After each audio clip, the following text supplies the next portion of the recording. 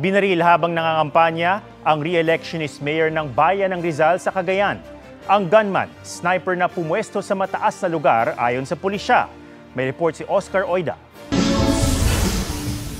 Ang masayang sayawan na yan sa gitna ng pangangampanya ni re-electionist Mayor Joel Ruma ng Rizal sa Cagayan nang umalingaw-ngaw ang sunod-sunod na putok ng baril. Tinamaan si Mayor Ruma at tatlo niyang kasama. Nagkaroon po siya ng tama dito nga po sa baba ng kanang balikat po niya. At itong si Mr. Abigebel nga po at nagkaroon din po ng tama at ng daplis at ganoon din po si Mrs. Talay at saka si Mr. Arnel Talay po, sir. Yan, nagkaroon nga po sila ng daplis. Naisugod pa sa ospital ang alkalde pero kalaunay binawian ng buhay. Sabi ng PNP, sniper ang bumaril kay Ruma. Natagpuan sa crime scene ang basyo ng balang 5.86mm mula sa isang assault rifle.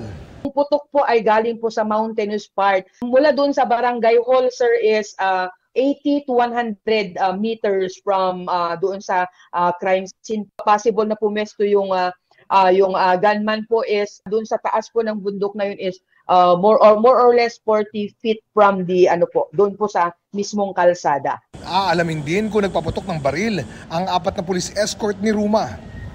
At ipaparapin din po at i-forensic din po yung kanila mga issued firearms po. Para po ma-determine natin kung sino po ang possible na nakasugat doon sa mga ibang taong na wounded po doon sa area po, sa loob ng barangay. Nagkasana ng manhunt operation ang pulisya laban sa mga salarin at nagtatag ng mga checkpoint. Tikom ang pulisya sa mga posibleng motibo sa krimen. Pinag-aaralan naman ng COMELEC kung kailangang ilagay sa COMELEC control ang bayan ng Rizal. We will demand justice and sana nga ito ay wake-up call din sa ating pong pamunuan ng Philippine National Police. Hanggat hindi po kasi tayo nakaka-aresto, hindi po sila maniniwala na itong eleksyon na darating ay magiging matahimik. Oscar Oida nagbabalita para sa GMA Integrated News. Huwag magpahuli sa mga balitang dapat niyong malaman. Mag-subscribe na sa GMA Integrated News sa YouTube.